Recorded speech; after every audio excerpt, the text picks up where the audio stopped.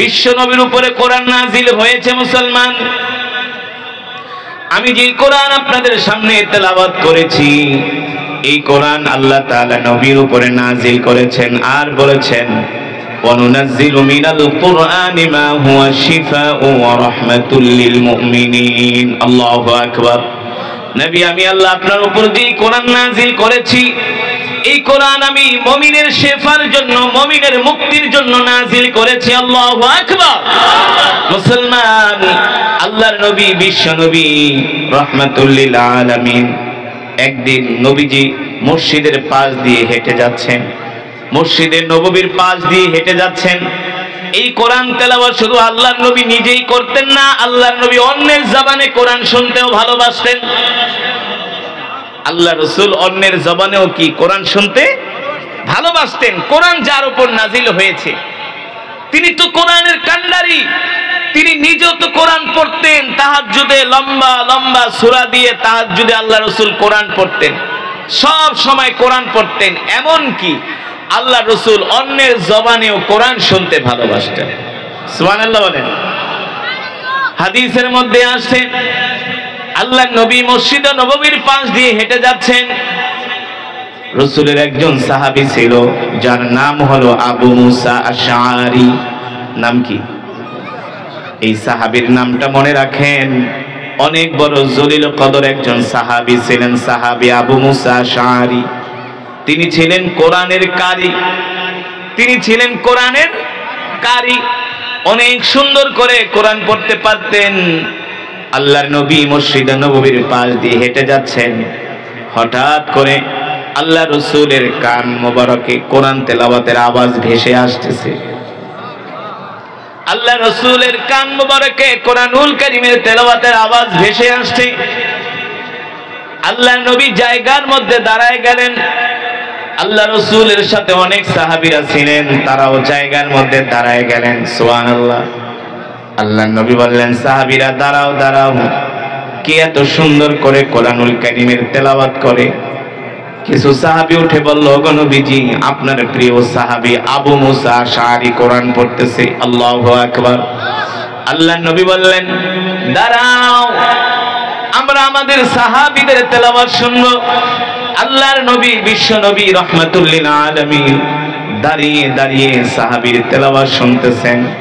শুধু দাঁড়িয়ে দাঁড়িয়ে তেলাওয়াত শুনতেছেন না, আল্লাহ রাসূলের চোখ দিয়া ঝরঝর করে পানি পড়তেছে। আল্লাহর নবীর চোখ মোবারক থেকে ঝরঝর করে পানি পড়তেছে সাহাবীর তেলাওয়াত শুনে। যখন তেলাওয়াত শেষ হয়ে গেল, আল্লাহর নবী ডাকলেন, যাও যাও, আমার সাহাবীকে আমার কাছে ডেকে নিয়ে আসো। সাহাবীকে ডেকে নিয়ে আসা হলো। আল্লাহ রাসূলের সামনে যখন আসলো, তখন আল্লাহ রাসূল বললেন, আনতা করাতা, তুমি কি এতক্ষণ পর্যন্ত কোরআন পড়তেছিলা? তুমি কি এতক্ষণ পর্যন্ত কোরআনুল কারীমের তেলাওয়াত করতেছিলা? আল্লাহর নবী সাহাবী আবু মুসা আশআরী রাদিয়াল্লাহু তাআলা আনহু বলেন, ওগো আল্লাহর নবী, যে কোরআন আল্লাহ তাআলা আপনার উপর নাজিল করেছে, এতক্ষণ পর্যন্ত আমি সেই কোরআনুল কারীমের তেলাওয়াত করতেছিলাম।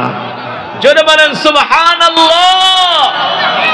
আল্লাহর নবী বলে, তুমি কি জানো, যতক্ষণ পর্যন্ত তুমি কোরআন পড়েছো ততক্ষণ পর্যন্ত আমি দাঁড়িয়ে দাঁড়িয়ে তোমার তেলাওয়াত শুনেছি।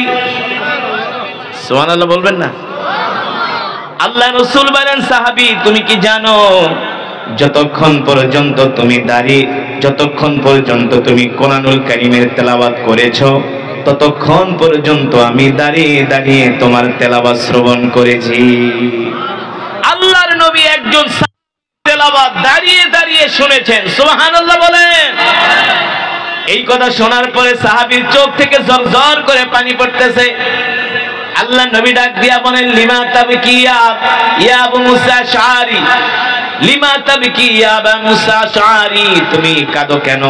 আমি কি তোমাকে কাঁদার কোনো কথা বলেছি? তুমি কান্না করো কেন? আমি তো তোমার তেলাওয়াত শুনছি, তুমি কেন কান্না করো? সাহাবী ডাক দিয়া বলো, গো আল্লাহর নবী, আমি যে কান্না করতেছি, এই কান্না কোনো দুঃখের কান্না না, কষ্টের কান্না না, এই কান্না হলো আনন্দের কান্না। আপনার উপরে আল্লাহ তাআলা যে কোরআন নাজিল করেছে, আমি একজন ছোট মানুষ, আমি কোরআন পড়তেছিলাম, আপনি দাঁড়ায়া দাঁড়ায় আমার তেলাওয়াত শ্রবণ করেছেন। আসমানের নিচে জমিনের উপরে আমার কাছে এর চাইতে আর কোনো খুশির খবর হতে পারে না। এর চাইতে আমার কাছে আর কোনো খুশির খবর হতে পারে না। এই আনন্দে আমি কান্না করতেছি যে আমার মতো একটা ছোট মানুষের তেলাওয়াত আপনি শুনছেন। আল্লাহর নবী বলে, সাহাবী তুমি বলো কি, আমি শুধু তোমার তেলাওয়াতই শুনি নাই। দেখেন আমাদের নবী কত চমৎকার নবী ছিল, আমাদের নবী কত চমৎকার নবী ছিল।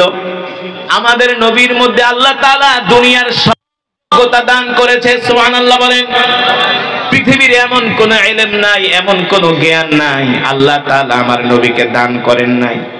একটা সাহাবী ছোট্ট মানুষের তেলাওয়াত শুনে আল্লাহর নবী কি বলতেছেন দেখেন, এ সাহাবী আমি শুধু তোমার তেলাওয়াতই শুনি নাই, আমি তোমার তেলাওয়াত শুনে লক্ষ্য করলাম তুমি যে কণ্ঠ দিয়ে তেলাওয়াত করেছো, আল্লাহ তাআলা তোমার কণ্ঠের মধ্যে দাউদ পয়গম্বর দাউদের কণ্ঠ দান করেছে। উৎসাহ কিভাবে দিতে হয়, উৎসাহ কিভাবে দিতে হয়, কিভাবে মানুষদেরকে উৎসাহ দিতে হয়।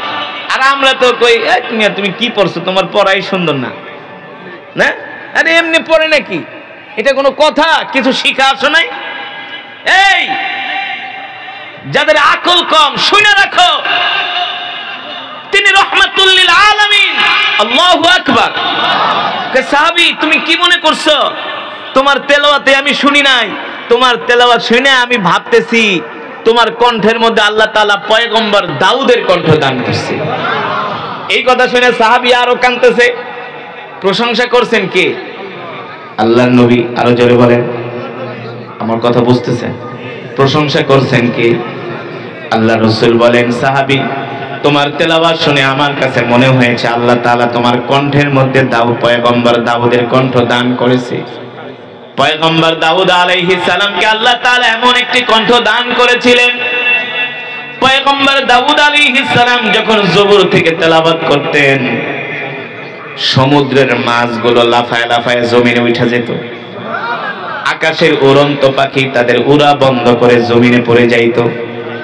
আল্লাহর পয়গম্বর বলতেছেন, সাহাবী রে তোমার কণ্ঠ শুনে আমার কাছে মনে হয় আল্লাহ তাআলা তোমার কণ্ঠের মধ্যে পয়গম্বর দাউদের কণ্ঠ দান করেছে। এই কথা শোনার পরে সাহাবী আরো কান্না করতেছেন।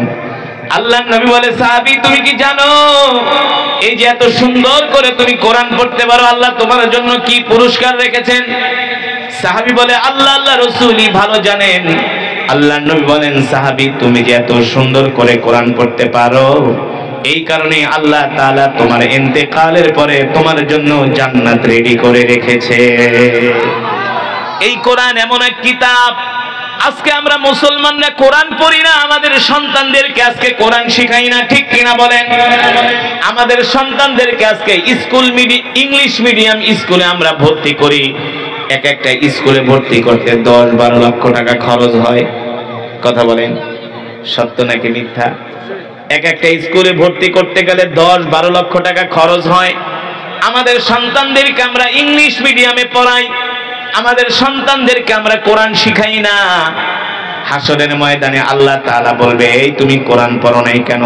বলবে, আল্লাহ আমাদের মা বাবা আমাদেরকে কোরআন শিখায় নাই, যদি মা বাবা কোরআন শিখাইতো তাহলে আমরা কোরআন পড়তাম, ঠিক কিনা বলে? এমন অভিভাবক অভিভাবিকা সমাজের মধ্যে অভাব নাই যারা কিনা সন্তানদেরকে কোরআন শিখায় না, ঠিক কিনা বলেন? 12 লক্ষ টাকা খরচ করে সন্তানকে ইংলিশ মিডিয়াম স্কুলে ভর্তি করতে পারে, আর মসজিদের মুয়াজ্জিন সাহেব রে কয় আমার সন্তানকে একটু কোরআন পড়াইবেন, বলে পড়াবো। মাসে কত দিবেন? কয় 500 টাকা, সর্বোচ্চ 1000 টাকা, তাও 6 মাস বাকি। কথা বলে না? তাও কি 6 মাস বাকি? এই নির্লজ্জ মুসলমান, বেহায়া মুসলমান, শুনে রাখো, আজকে তুমি কোরআনের ইংলিশকে তুমি আজকে দিচ্ছ, ওই ইংরেজি শিক্ষা তোমাকে জান্নাতে নিতে পারবে না। জান্নাতে যেতে হলে তোমাকে কোরআনের শিক্ষায় শিক্ষিত হতে হবে, ঠিক কিনা বলে? এই কারণে আমরা বলি না যে ইংরেজি শিক্ষার দরকার নাই, অবশ্যই দরকার আছে। অবশ্যই দরকার আছে। ইংরেজি শিখতে হবে, সমাজ শিখতে হবে, রাষ্ট্রবিজ্ঞান শিখতে হবে, ম্যাথমেটিক্স শিখতে হবে, ডাক্তার হবে, এর আগে সন্তানকে কোরআন শিখাতে হবে। কোরআন কোরআন কোরআন। আল্লাহ রাসূলের হাদিস, আল্লাহ নবী বলেন আল কোরআন হুজ্জাতুল লাকা ওয়া আলাইকা। হাসরের ময়দানে আল্লাহর কোরআন কারো পক্ষে সাক্ষী দিবে, আবার কারো বিরুদ্ধে মামলা দায়ের করবে। কোন মানুষদের বিরুদ্ধে মামলা দায়ের করবে? যে মানুষরা আল্লাহর কোরআন শিখাই নাই, নিজের সন্তানদেরকে, নিজেও শিখে নাই, সন্তানদেরকেও শিখায় নাই। কোরআনের প্রতি তাদের কোনো ভালোবাসাই ছিল না, ঠিক কিনা? কোরআনের প্রতি কোনো ভালোবাসাই ছিল না। আর ওই সমস্ত মানুষদের পক্ষে আল্লাহর কোরআন সুপারিশ করবে যারা দুনিয়ার জমিনে কোরআন শিখেছে। আল্লাহু আকবার। আপনাদের মতো কিছু ভালো মুসলমান মুমিন যারা কোরআন শোনার জন্য কোরআনের মজমায় আসছেন, ঠিক কিনা বলেন? হাসরের ময়দানে আল্লাহর কোরআন তাদের জন্য আল্লাহর আদালতে সাক্ষী দিবে, বলবে আল্লাহ আল্লাহ, আপনার এই বান্দাগুলো দুনিয়ার জমিনে কোরআন শিখেছে, আপনার এই বান্দাগুলো দুনিয়ার জমিনে কোরআনকে ভালোবেসেছে। আজকে আমি কোরআন তাদের পক্ষে সাক্ষী দিলাম, আপনি তাদেরকে জাহান্নামের আগুনে দিবেন না, আপনি তাদেরকে জান্নাতে দিয়ে দেন। এই কোরআন সাক্ষী দিবে। মুসলমান, ইংরেজি বাংলা শিক্ষা এগুলো হলো মাটির উপরে যতদিন আছে ততদিনের দাম আছে, ঠিক কিনা বলেন? চোখ বন্ধ, এই শিক্ষার ভ্যালুও কি শেষ। চোখ বন্ধ, এই শিক্ষার ভ্যালুও শেষ। আমি আগেই বলেছি, জেনারেল শিক্ষার বিরোধী না, আমরাও জেনারেল শিক্ষায় শিক্ষিত। আমরা ইংরেজি পড়েছি, বাংলা পড়েছি, সারা পৃথিবী ঘুরি, এত সোজা না, সারা বিশ্ব ঘুরি। আমরাও জেনারেল শিক্ষাকে আমরাও পছন্দ করি, কিন্তু কথা হলো জেনারেল পড়তে যায় যে তুমি আরবি বাদ দিতেছো, আল্লাহর কাছে কি জবাব দিবা? ফেরেশতার মার তো একটাও মাটিতে পড়বো না, পিটানের চোটে পাছা লাল করে ফেলবে, ঠিক কিনা বলেন? আল্লাহ নিজে বলেছেন, আল্লাহ তাআলা নিজে বলেছেন যে ওই বান্দাকে আমি জান্নাত দিব যেই বান্দা আমার কোরআনকে ভালোবাসবে। এই কোরআন আল্লাহর জবানের কালাম, কালামুল মুলুক, মুলুকুল কালাম। আল্লাহ তাআলা বলে এই কোরআনকে যে ভালোবাসবে, যাকে এই কোরআনকে যে পক্ষে ধারণ করবে, একজন হাফেজে কোরআন ইন্তেকালের সাথে সাথে আল্লাহ তাকে জান্নাত দিয়ে দিবে। শুধু এখানেই শেষ নয়, আল্লাহ রাসূলের হাদিস, আল্লাহ রাসূলের হাদিস, আল্লাহ রাসূল বলেন ইদা উদিআল মাইয়িতু ফি কবরিহি জাআল কুরআনু ইনদা রাসিহি। একজন মানুষ যখন ইন্তেকাল করবে, ইন্তেকালের পরে যখন তাকে তার আত্মীয় স্বজনরা গোসল করাবে, গোসল করিয়ে যখন তাকে খাটের মধ্যে রাখা হবে, চার পাওয়ালা খাটিয়া নিয়ে কবরের দিকে যাবে, গোরস্থানের দিকে যাবে। গোরস্থানের দিকে যাওয়ার পরে ওই ব্যক্তি যদি আল্লাহর কোরআনকে ভালোবাসে, আল্লাহর কোরআনের শিক্ষায় শিক্ষিত হয়, আল্লাহর কোরআন অনুযায়ী তার জীবনটাকে যদি পরিচালনা করে, ওই কবরের মধ্যে শোয়ানোর সাথে সাথে দেখবে আত্মীয় স্বজনরা তাকে মাটি চাপা দিয়া, বাঁশের চাটাই দিয়া তার কবরের উপর বিছিয়ে মাটি দিয়ে অন্ধকার কবরে তাকে একা একা রেখে চলে যাচ্ছে। তখন ওই ব্যক্তি কবরের মধ্যে এতটা ভীত সন্ত্রস্ত হবে, এতটা ভয় পেয়ে যাবে। তিনি যখন ভয় পেয়ে যাবে, অন্ধকার কবর যেখানে নাই কোনো বাতি, নাই কোনো সাথী, পৃথিবীর কোনো মানুষের যাওয়ার কোনো ক্ষমতা নাই, ভিডিও ক্যামেরায় ধারণ করারও কোনো ক্ষমতা নাই, ঠিক কিনা বলেন? এতদিন পর্যন্ত আমেরিকার বিজ্ঞানীরা বলেছেন মানুষ মারা গেলেই শেষ, মানুষ মারা গেলেই শেষ, সে আর জীবিত হয় না, মরছে তো শেষ। কিন্তু গত সপ্তাহে আমেরিকার বিজ্ঞানীরা তারা এই কথা স্বীকার করেছে যে মানুষ মরে গেলেই শেষ হয়ে যায় না, মৃত্যুর পরেও আবার জীবিত হয়। মৃত্যুর পরেও কি জীবিত হবে না? কেন? তিনটা প্রশ্ন আছে না? তিনটা প্রশ্নের উত্তর না দিয়ে কি এক কদম বাড়তে পারবে নাকি? এতই সোজা, এতই সোজা। ওইখানে কি বাটপারি ছাটপারি চলবে? ওখানে কি টাকা ডলারের কোনো হিসাব? ঘুষ দেওয়া যাবে ফেরেশতাদেরকে? দুনিয়াতে তো ঘুষ দেওয়া যায়, ওইখানে তো ঘুষের কোনো কারবার নাই। আমেরিকার বিজ্ঞানীরা স্বীকার করেছে মানুষ মারা যাওয়ার পরে কবরে শোয়ানোর পরে সে শেষ হয়ে যায় না, তাকে জীবিত রাখা হয়। কেন? দুইজন ফেরেশতা আসবে, আসার পরে তাকে তিনটা প্রশ্ন করবে। তিনটা প্রশ্নের উত্তর না দিতে পারলে তার মার তার আযাব শুরু হয়ে যাবে। ঠিক কিনা বলে? আর যারা আল্লাহর কোরআনকে ভালোবাসবে, আল্লাহর কোরআনকে মহব্বত করবে, ওই কবরে শোয়ানোর সাথে সাথে আল্লাহর কোরআন তার কবরের মধ্যে এসে হাজির হয়ে যাবে। সুবহানাল্লাহ বলেন। ইযা উদিআল মাইয়িতু ফি কবরিহি জাআল কুরআনু ইনদা রাসিহি। আজকে এখানে যে প্যান্ডেল সাজানো হয়েছে, এখানে যদি লাইট না থাকতো এই জায়গাটা অন্ধকার হতো না?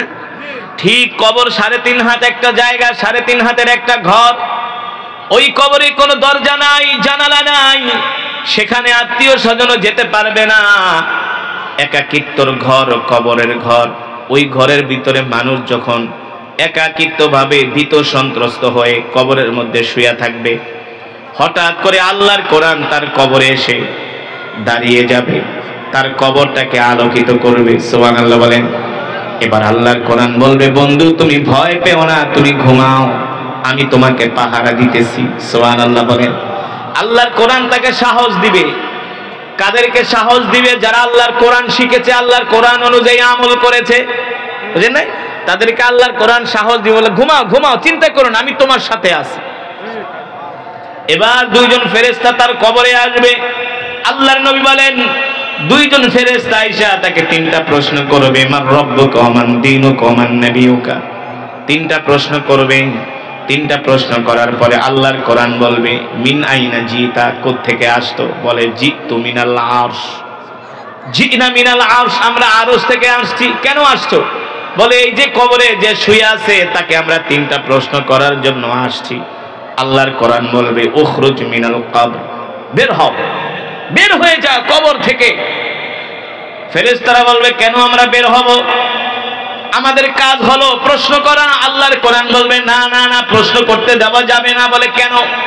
যিনি শুয়ে আছেন তিনি আমার বন্ধু, দুনিয়াতে অনেক কষ্ট করেছে, তাহাজ্জুদের মধ্যে কোরআন পড়েছে, ফজরের নামাজে কোরআন পড়েছে, ফজরের পরে কোরআন পড়েছে, ইশারের নামাজে কোরআন পড়েছে, 5 ওয়াক্ত নামাজের পরে কোরআন পড়েছে, 5 ওয়াক্ত নামাজ কোরআন দিয়া পড়েছে, কোরআন অনুযায়ী আমল করেছে।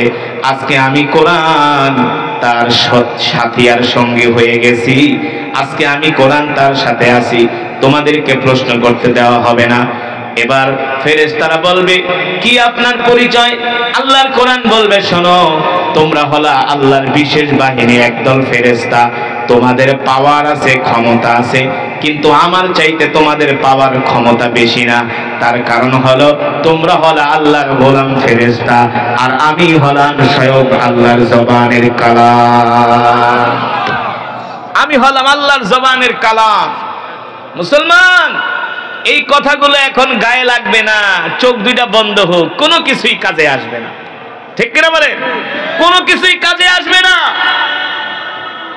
তখন আল্লাহর কোরআন বলবে, বন্ধু তুমি ঘুমাও, তোমার কোনো চিন্তা নাই, আমি তোমার সাথে আছি।